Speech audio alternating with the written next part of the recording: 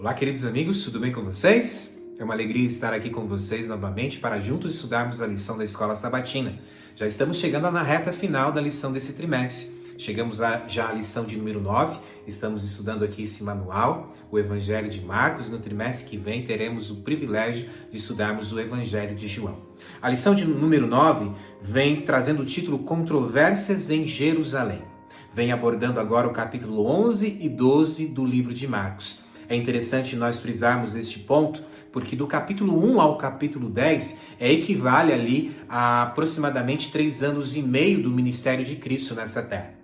Já do capítulo 11 ao 16 equivale a um pouco mais de uma semana.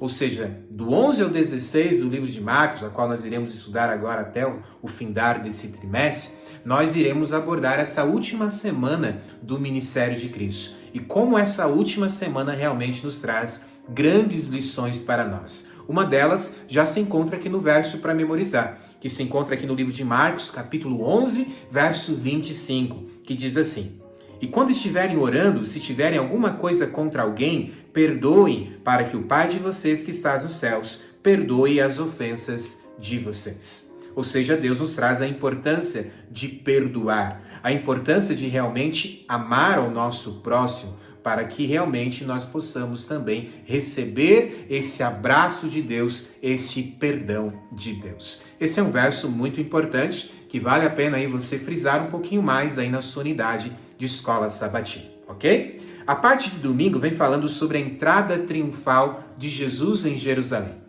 Aqui Jesus então manda buscar ali uma jumentinha. Por que uma jumentinha, pastor? Porque uma jumentinha era o animal que carregava ali os reis. E Jesus agora então ele desce o Monte das Oliveiras e Jesus então ali começa a subir em Jerusalém. E possivelmente Jesus ele entra ali por aquela porta, a porta dourada que hoje está ali fechada.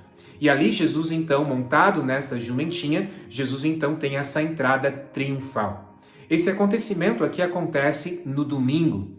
Na quinta-feira, Jesus ali seria entregue por um dos seus. Na sexta-feira, Jesus ali seria condenado, Jesus seria morto.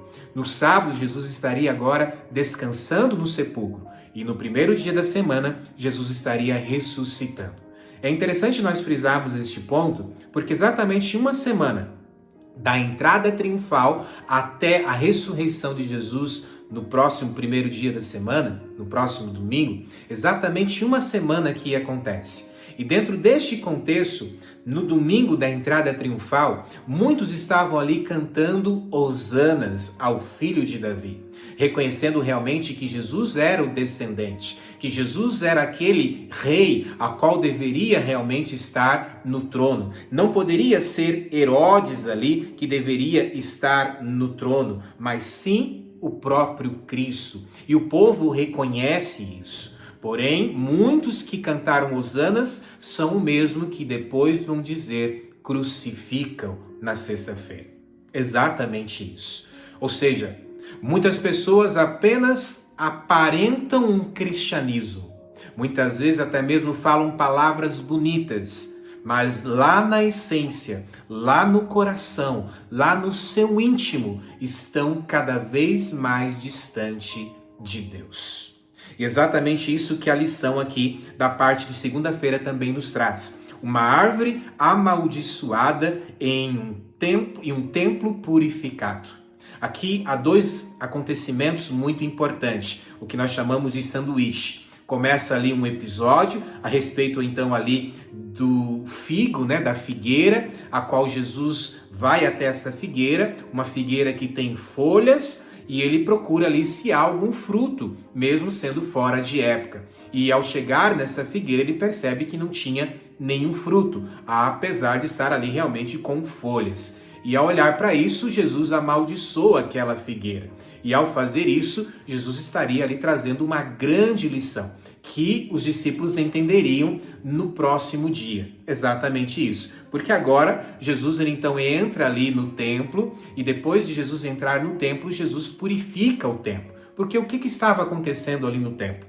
As pessoas estavam ali estavam vendendo com preços abusivos. Exatamente isso. E o lucro estavam dividindo ali entre os sacerdotes. E Jesus, ao ver isso, Jesus então ele chuta o balde. Jesus ali derruba aqueles lugares, aqueles que estavam vendendo aquelas coisas, e Jesus ali, de certa maneira, toma uma posição dura. E esse é um ponto muito importante, porque um líder muitas vezes também precisa tomar posições duras, a quais pessoas muitas vezes não irão gostar, mas precisa tomar posições duras para que possamos realmente não se perder e continuar seguindo realmente a palavra de Deus. Esse é um ponto muito importante para que nós possamos entender. Depois disso, então, na manhã seguinte, voltando para a cidade, os discípulos ali ficam surpresos, porque eles veem ali agora aquela figueira a qual Jesus havia amaldiçoado, e agora aquela figueira estava a ser seca desde a raiz. E os discípulos, então, ao observar isso, eles tentam agora entender por que realmente isso aconteceu. Será que Jesus foi muito severo? Na verdade é que Jesus estava querendo ensinar algo muito importante, que aquela figueira, na verdade, representava o povo de Israel, que por muito tempo tiveram a oportunidade de dar frutos, mas por várias vezes, mesmo Deus resgatando eles dos exílios, mesmo Deus livrando eles do Egito, do exílio babilônico, aquele povo não se arrependeu e continuava tendo uma aparência piedosa, com rituais ali a quais faziam, continuavam tendo uma aparência piedosa. Entretanto, a essência de um verdadeiro cristão, a essência de um verdadeiro servo de Deus não acontecia. E, consequentemente, aparentavam realmente ter uma aparência piedosa, mas o coração estava longe de Deus. Aparentava ser uma figueira bonita, mas que não dava frutos. E esse realmente era o povo de Israel. E ao fazer isso, Jesus estava alertando também que Jerusalém seria destruída e que o templo seria destruído. Ainda haveria tempo deles se arrependerem, e muitos até se arrependeram, mas muitos, infelizmente, não se arrependeram e, consequentemente, só aparentavam ter uma aparência piedosa, mas não produziam frutos. E por isso Deus, então, condena isso e condena também isso na nossa vida hoje. Não adianta você ter apenas a aparência de um cristão. Você tem que levar a essência de um cristianismo. A essência de andar realmente com Deus todos os dias da sua vida. Amém? A parte de terça-feira, quem disse que você poderia fazer isso? E Jesus aqui, ele nos dá duas lições grandiosas. A primeira delas é realmente entender que muitas vezes nós temos que ser cautelosos, porque muitos não querem saber realmente qual é a verdade. Muitos estão ali apenas para condenar. E muitos estão ali, não vai adiantar o que você irá falar para eles, que eles não irão aceitar. Só estão ali para condenar. E aqui Jesus nos mostra algo muito importante de realmente sermos cautelosos. E você encontra esse episódio ali em Marcos capítulo 11, do verso 27 ao 33. Mas também agora em Marcos 12, do verso 1 ao verso 12, você vai vendo ali sobre um proprietário de uma vinha, que tinha ali os empregados que ficavam ali com todo o lucro dessa vinha. E esse proprietário então começou a enviar os seus outros servos. E os seus servos iam lá e eram maltratados e até mesmo mortos. E esse proprietário então enviou o seu próprio filho, porque imaginava agora que aqueles lá não iriam fazer mal para o seu próprio filho. Porém, agora ao enviar o seu filho, aquelas pessoas olharam para o filho e mataram o filho, porque imaginavam agora, já que não vai ter mais um herdeiro, nós ficaremos então com toda essa vinha.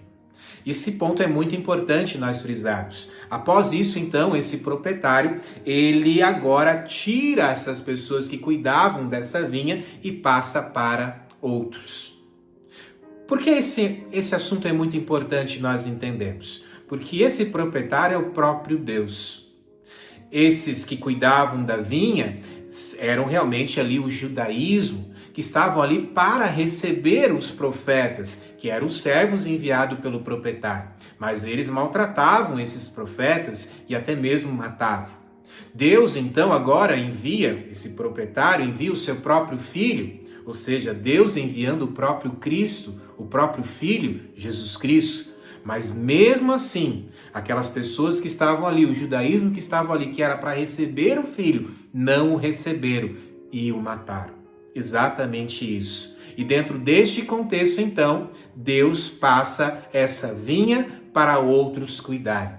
E aqui você vê agora o judaísmo passando para o cristianismo, e a qual agora o cristianismo tem esse dever de anunciar a breve volta de Jesus, de anunciar as verdades de Deus que contém na palavra de Deus. Exatamente esse ponto dentro desse episódio. A parte de quarta-feira, deveres terrenos e resultados celestiais. E aqui há algo muito importante acontecendo, aonde Deus nos mostra a importância de dar a César o que é de César, a importância ali de dentro de um contexto a qual as pessoas estavam tentando acusar Jesus. Jesus nos mostra então a importância sim de respeitarmos as autoridades, de respeitarmos leis. É claro, a própria palavra de Deus diz que antes importa obedecer a Deus do que aos homens. Nunca obedecer aos homens acima de Deus, mas isso não significa que não devemos também ser obedientes ali às leis e o contexto ali, especialmente no contexto também de dar a César ali na questão de pagar impostos.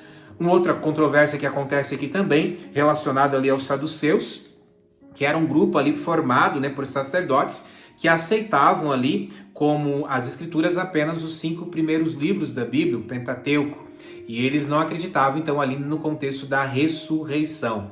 E eles, então, trazem uma história não real, aonde uma mulher havia se casado com 7 irmãos. Dentro do contexto ali da lei de Moisés, se uma mulher que havia se casado com alguém e essa pessoa não tivesse dado uma descendência, a mulher, então, ela poderia agora casar com o irmão daquela pessoa que morreu. Exatamente isso, ou seja, o irmão daquela pessoa que morreu deveria então agora trazer uma descendência, e a descendência seria para o seu irmão que morreu. E eles relatam a história então que por 7 vezes a pessoa morreu então e essa mulher casou-se com sete irmãos. E agora a pergunta que eles fazem, e lá no céu como é que vai ser? Ela vai estar com 7? Ou vai estar apenas com o primeiro? Na verdade, era uma controvérsia tentando acusar Jesus aqui a respeito da ressurreição. E Jesus nos mostra algo muito importante, que no céu nós não nos daremos em casamento, mas que sim, haverá a ressurreição e teremos a oportunidade de estar com Cristo no céu. Amém?